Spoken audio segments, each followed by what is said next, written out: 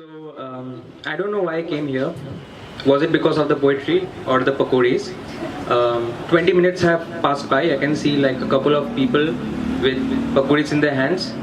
Rest all of you soaked in poetry.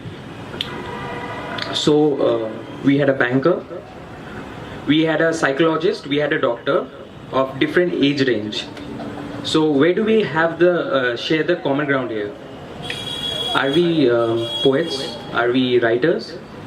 I consider us as magicians. Let me explain. Writing is an underestimated art. We are painting colorful images in people's minds with words of black and white. So, congrats to you guys.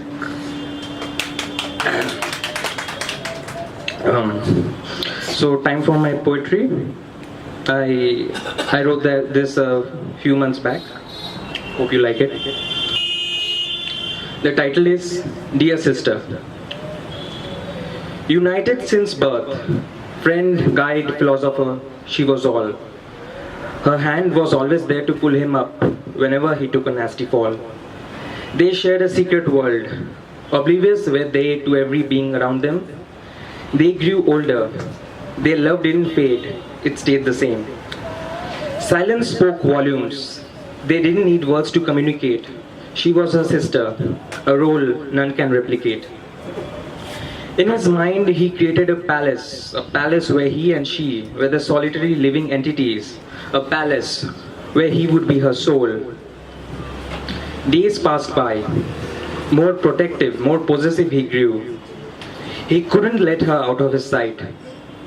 Their love was as pure as it was true. Infinite wisdom he attained. Her presence sparked spirituality. Enlightened was his soul. He had ascended from the shackles of society.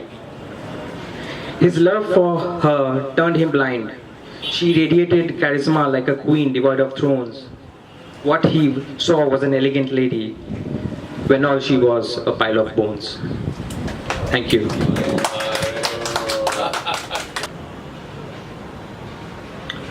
The triumphant defeat.